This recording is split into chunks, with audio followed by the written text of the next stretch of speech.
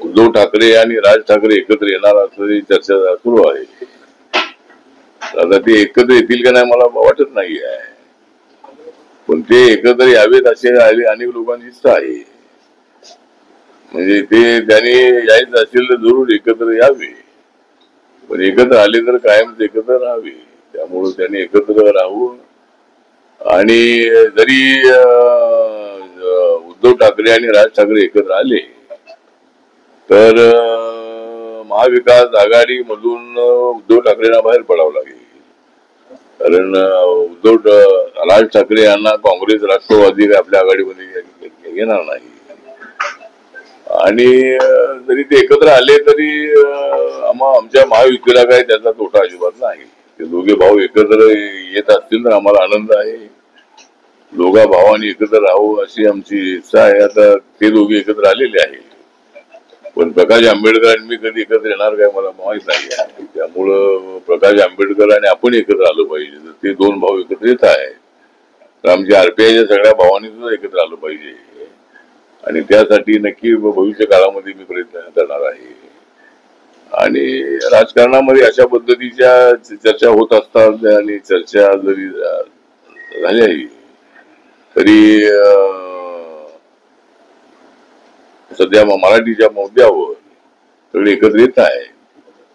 पण हिंदी भाषा जी आहे ती आपण मराठी शाळेमध्ये हिंदी भाषा लागू केलेली आहे. इंग्लिश पण भाषा आहे.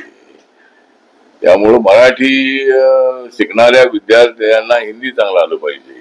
ती राष्ट्रभाषा आहे. आणि जर त्यांना जगाची कॉम्पिटिशन करायचं असेल, चांगल्या नोकऱ्या मिळवायच्या असतील तर इंग्लिश चांगलं असलं पाहिजे. त्यामुळे इंग्लिशचा विषय त्यामध्ये आहे. तर आता हिंदीचा विषय आल्यानंतर काही लोकांचा विरोध आहे. मला असं वाटतं की राष्ट्रभाषेला विरोध करणं योग्य नाही. तामिळनाडू सारख्या राज्यातून त्याला मोठा विरोध होतो आहे, पण महाराष्ट्रातून असा विरोध होणं योग्य नाही.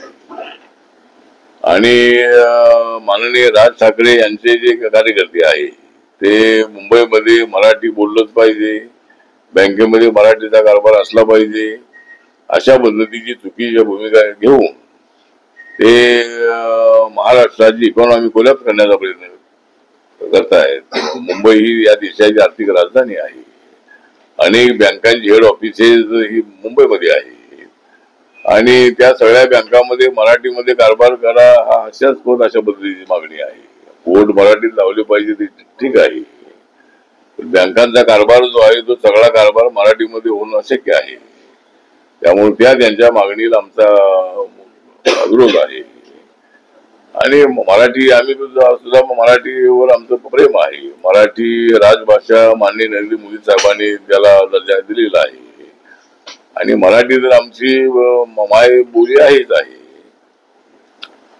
पण हिंदीला विरोध करणं हे अत्यंत अयोग्य आहे.